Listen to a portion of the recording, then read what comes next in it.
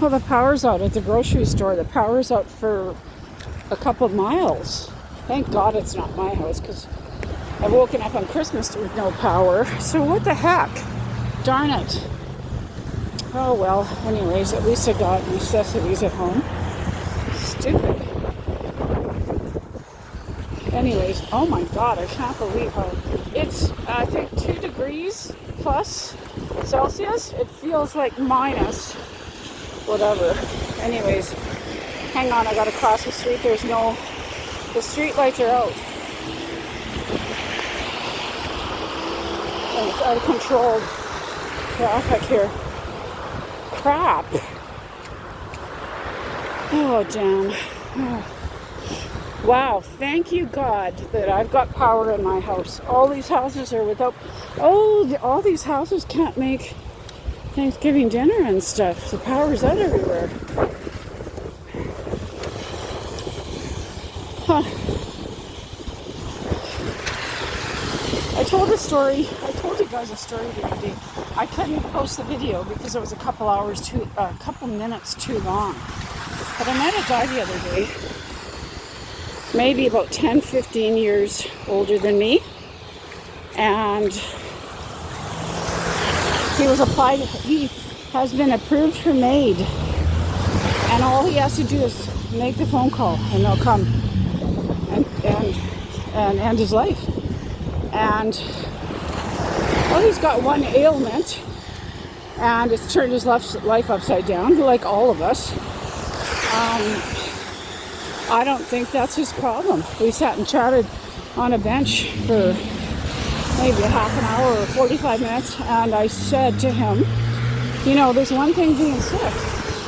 There's also another thing about being lonely and feeling so lonely that you want to die, or feeling depressed.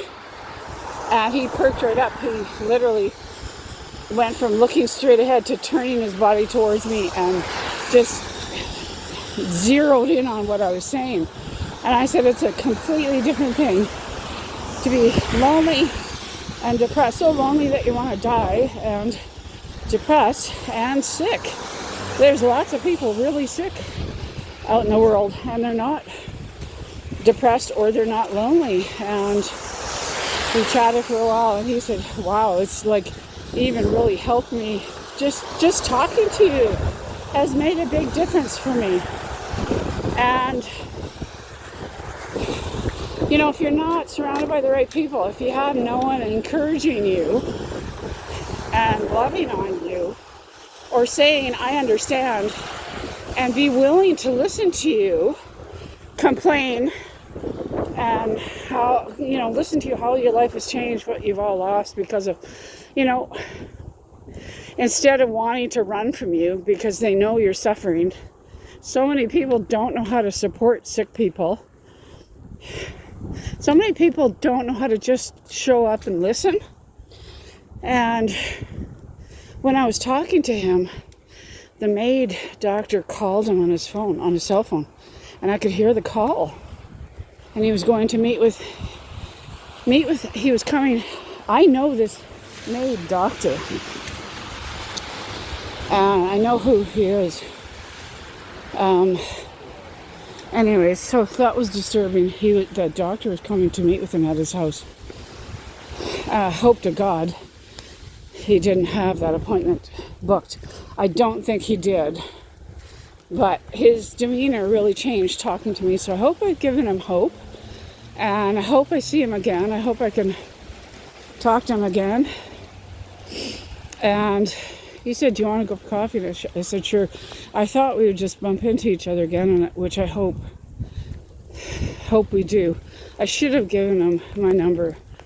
But, you know, I've run into this a few times before. Lonely older guys, and they get the wrong idea.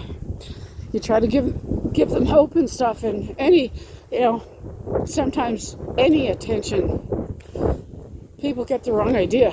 People think that it's a romantic thing, you know. Any kindness or any attention and positive attention, which isn't good, because then it puts me in a bad position. Something that, you know, And I'm trying to dodge the person, right? You don't want to be in that position. But anyways, so I hope I see him again. And, I said to him, someone can walk into your life, a new friend or whatever, and just put a different perspective on things for you.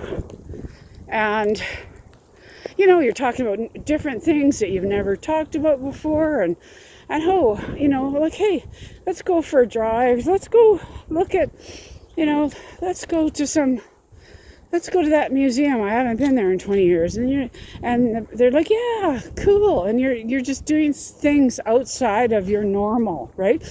Oh, also, I wanted to tell you, when he got really ill, and I don't know what instigated this, and when he got really ill, his marriage fell apart, and he packed and left a few months ago. And I said, well, that right there is enough to put lots of people into a tailspin and make them want to die, right? And it's no reason to die. Even lots of people lose their spouse and they're thinking about no longer being here, right? And anyways, I hope I see him again. I think I made a difference to this guy.